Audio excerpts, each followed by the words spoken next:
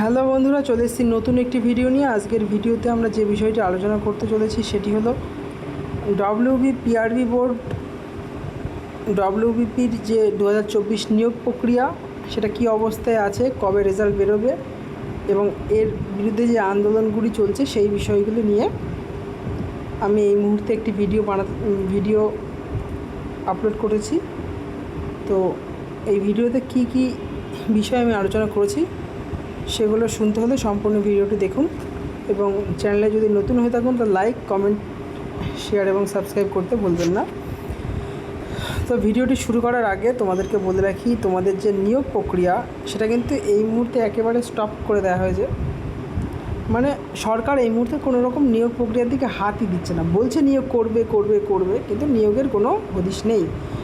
বলা হয়েছে যে পুজোর আগে কিন্তু এই নিয়োগ প্রক্রিয়াটা সম্পূর্ণ করা হবে, কিন্তু কীভাবে নিয়োগ প্রক্রিয়া সম্পন্ন করা হবে তা নিয়ে কোনো কিছুই বোঝা যাচ্ছে না, কীভাবে সম্ভব হবে।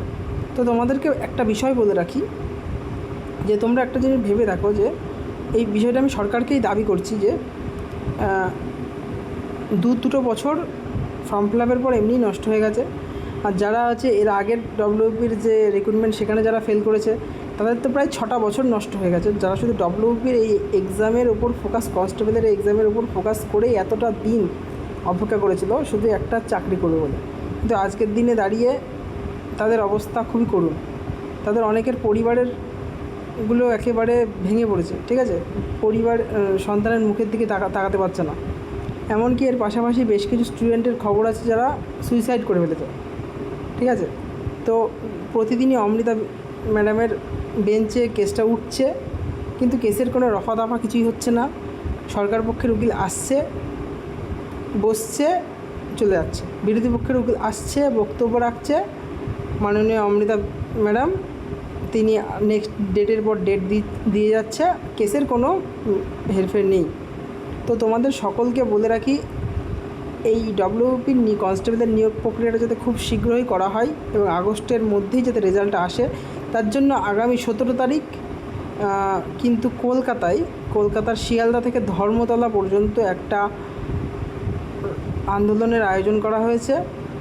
তো এই আন্দোলনে সকল ডব্লিউপি ক্যান্ডিডেট যারা 2024-এর নিয়োগে ইন্টারভিউ পর্যন্ত গেছে এবং এর পাশাপাশি নতুন ভ্যাকেন্সি যারা চাইছে এবং কেপি রেজাল্টও যারা চাইছে তাদের সকলকে একত্রিত হয়ে আসার জন্য আমন্ত্রিত করা হচ্ছে। এবং এর পাশাপাশি ডব্লিউপিএসআই এবং কেপিএসআই এর রেজাল্ট যারা চাইছে তাদেরকেও আসার জন্য অনুরোধ করা হচ্ছে। তো তোমাদেরকে বলে রাখি, তোমরা যদি আন্দোলনে অংশগ্রহণ না করো তবে কিন্তু আন্দোলনটা কখনোই সাফল্যমণ্ডিত হবে না।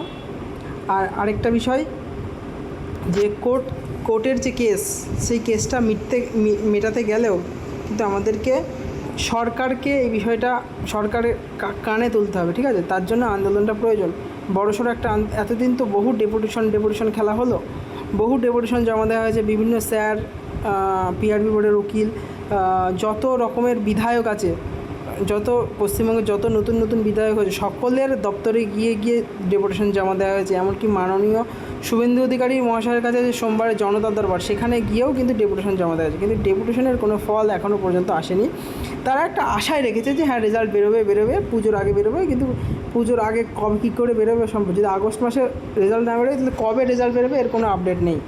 তো তোমাদেরকে এই বিষয়টি বলে রাখলাম। তো 17 তারিখ আন্দোলন হচ্ছে, তোমাদেরকে সকলকে আসার জন্য আমন্ত্রণ করছি। দেখো, আন্দোলনে আসতেই হবে। তুমি যদি একজন ডব্লিউপি চাকরি করতে চাও এবং পরীক্ষা দিয়ে থাকো, তোমাদের আশাটা তোমার কর্তব্য। হ্যাঁ, এবার যদি তুমি অন্য কোনো চাকরি পেয়ে যাও, অন্য কোনো তোমার আশা থাকে, তবে না আসলেও হবে, ঠিক আছে। তো আসার জন্য অনুরোধ করছি। ভিডিওটি দেখার জন্য অসংখ্য ধন্যবাদ। দেখা হচ্ছে পরবর্তী ভিডিওতে। কেস যদি মেটাতে চাও তাহলে আন্দোলনে আসতেই হবে। এই বক্তব্যটি বলে আমি আমার ভিডিওটি শেষ করছি।